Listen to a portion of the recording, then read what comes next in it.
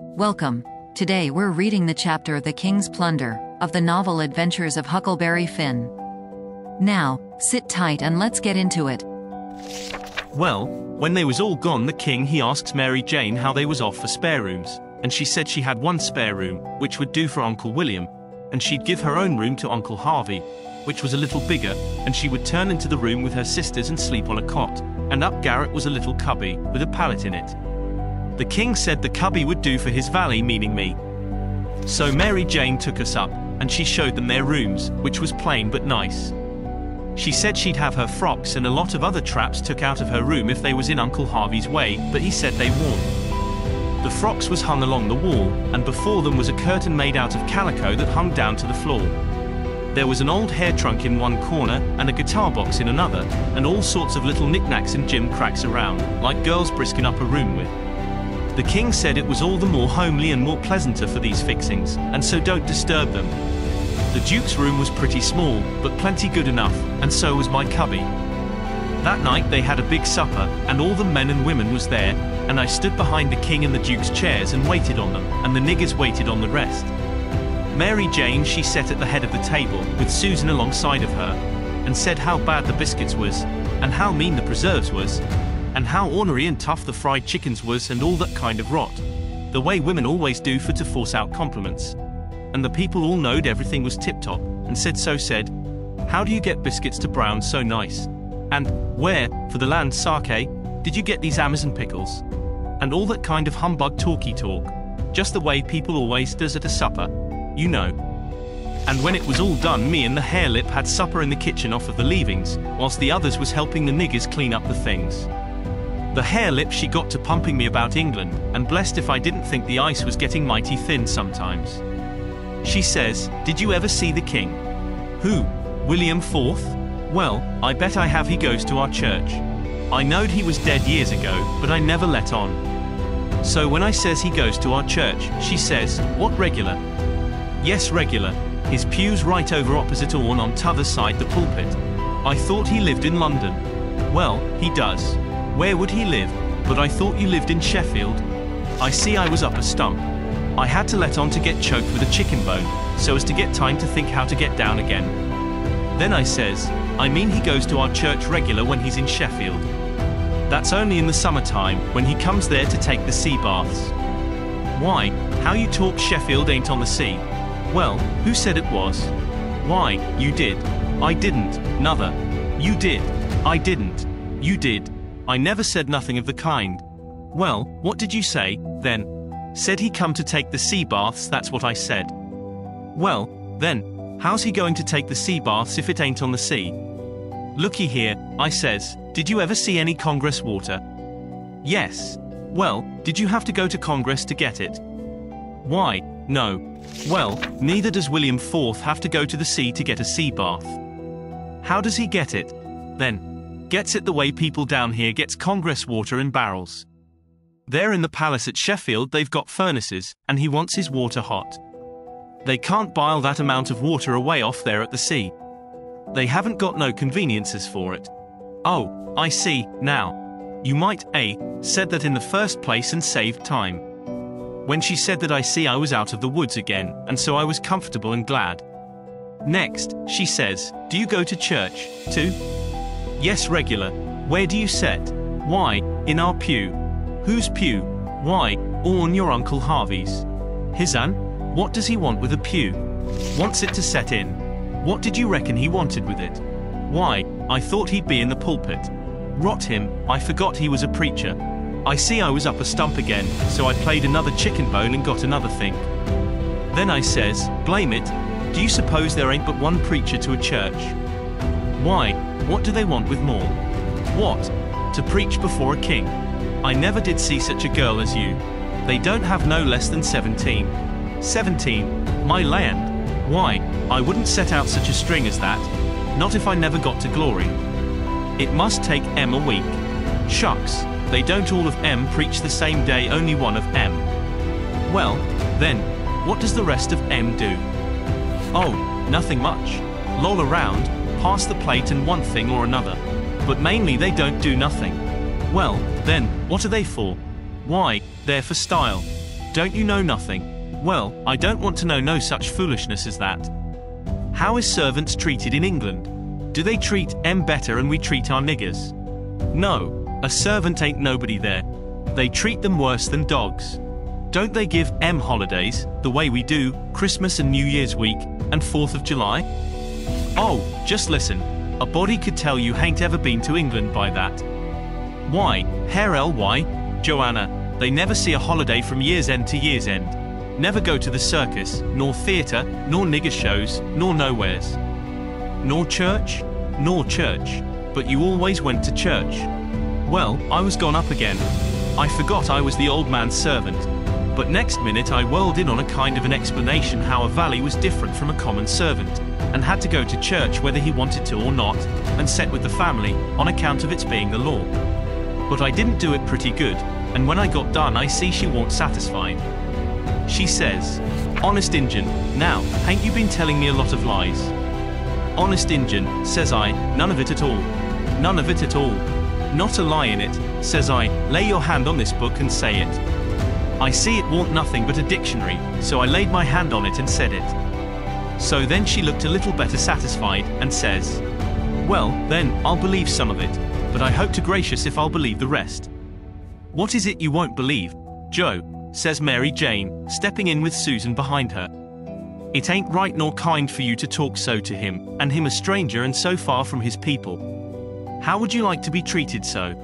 That's always your way, Mame, always sailing in to help somebody before they're hurt. I hain't done nothing to him. He's told some stretches, I reckon, and I said I wouldn't swallow it all, and that's every bit in grain I did say. I reckon he can stand a little thing like that, can't he? I don't care whether 'twas little or whether 'twas big, he's here in our house and a stranger, and it wasn't good of you to say it. If you was in his place it would make you feel ashamed, and so you oughtn't to say a thing to another person that will make them feel ashamed." "Why, Mame," he said, "it don't make no difference what he said, that ain't the thing. The thing is for you to treat him kind, and not be saying things to make him remember he ain't in his own country and amongst his own folks." I says to myself, this is a girl that I'm letting that old reptile rob her of her money. Then Susan she waltzed in, and if you'll believe me, she did give Herr Liphart from the tomb. Says I to myself, and this is another one that I'm letting him rob her of her money. Then Mary Jane she took another inning, and went in sweet and lovely again, which was her way, but when she got done there warn't hardly anything left o' poor Herr Lip. So she hollered, "All right, then," says the other girls, "you just ask his pardon." She done it, too, and she done it beautiful. She done it so beautiful it was good to hear, and I wished I could tell her 1,000 lies, so she could do it again. I says to myself, this is another one that I'm letting him rob her of her money. And when she got through they all just laid themselves out to make me feel at home and know I was amongst friends. I felt so ornery and low down and mean that I says to myself, my mind's made up, I'll hive that money for them or bust. So then I lit out for bed, I said, meaning some time or another. When I got by myself I went to thinking the thing over. I says to myself, shall I go to that doctor, private, and blow on these frauds? No, that won't do. He might tell who told him. Then the king and the duke would make it warm for me. Shall I go, private, and tell Mary Jane? No, I dasn't do it. Her face would give them a hint. Sure, they've got the money, and they'd slide right out and get away with it. If she was to fetch in help I'd get mixed up in the business before it was done with, I judge. No, there ain't no good way but one. I got to steal that money, somehow, and I got to steal it some way that they won't suspicion that I done it. They've got a good thing here, and they ain't going to leave till they've played this family in this town for all they're worth, so I'll find a chance time enough. I'll steal it and hide it, and by, when I'm away down the river, I'll write a letter and tell Mary Jane where it's hid. But I better hide it tonight if I can, because the doctor maybe hasn't let up as much as he lets on he has. He might scare them out of here yet. So, thinks I, I'll go and search them rooms. Upstairs the hall was dark, but I found the Duke's room, and started to paw around it with my hands. But I recollected it wouldn't be much like the king to let anybody else take care of that money but his own self. So then I went to his room and begun to paw around there. But I see I couldn't do nothing without a candle, and I dasn't like one, of course. So I judged I'd got to do the other thing, lay for them and eavesdrop. About that time I hears their footsteps coming, and was going to skip under the bed. I reached for it, but it wasn't where I thought it would be. But I touched the curtain that hid Mary Jane's frocks, so I jumped in behind that and snuggled in amongst the gowns, and stood there perfectly still. They come in and shut the door, and the first thing the Duke done was to get down and look under the bed. Then I was glad I hadn't found the bed when I wanted it. And yet, you know, it's kind of natural to hide under the bed when you are up to anything private. They sets down then, and the king says, "Well, what is it?" And cut it middling short, because it's better for us to be down there a-whooping up the morning than up here giving Em a chance to talk us over. "Well, this is it, Capet. I ain't easy, I ain't comfortable. That doctor lays on my mind. I wanted to know your plans. I've got a notion, and I think it's a sound one." "What is it, Duke?" "That we better glide out of this before 3 in the morning, and clip it down the river with what we've got. Especially, seeing we got it so easy given back to us, flung at our heads, as you may say, when of course we allowed to have to steal it back. I'm for knocking off and lighting out. That made me feel pretty bad. About an hour or two ago it would been a little different, but now it made me feel bad and disappointed." The king rips out and says, "What? And not sell out the rest o' the property?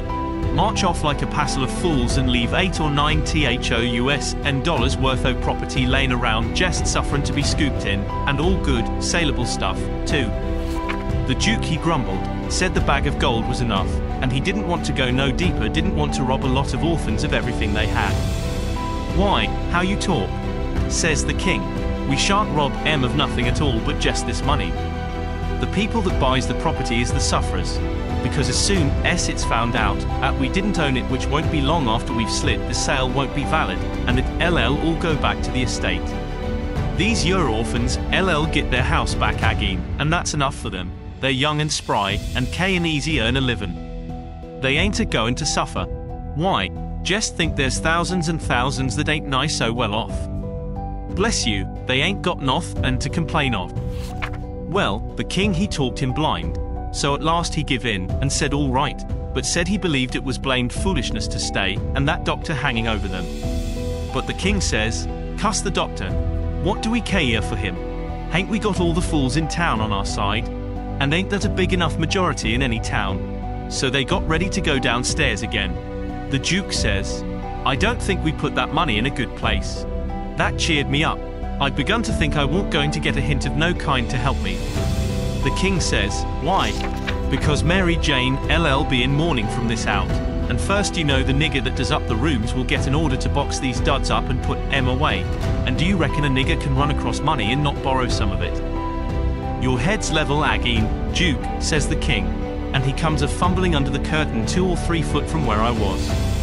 I stuck tight to the wall and kept mighty still, though quivery, and I wondered what them fellows would say to me if they catched me, and I tried to think what I'd better do if they did catch me. But the king he got the bag before I could think more than about a half a thought, and he never suspicioned I was around. They took and shoved the bag through a rip in the straw tick that was under the featherbed, and crammed it in a foot or two amongst the straw, and said it was all right now, because a nigger only makes up the featherbed, and don't turn over the straw tick only about twice a year, and so it warn't in no danger of getting stole now. But I knowed better. I had it out of there before they was halfway downstairs. I groped along up to my cubby, and hid it there till I could get a chance to do better. I judged I better hide it outside of the house somewheres, because if they missed it they would give the house a good ransacking. I knowed that very well. Then I turned in, with my clothes all on, but I couldn't gone to sleep if I'd wanted to. I was in such a sweat to get through with the business. By and by I heard the king and the Duke come up, so I rolled off my pallet and laid with my chin at the top of my ladder, and waited to see if anything was going to happen. But nothing did. So I held on till all the late sounds had quit and the early ones hadn't begun yet, and then I slipped down the ladder. Did you enjoy today's chapter of Adventures of Huckleberry Finn? Why not subscribe and ring the bell?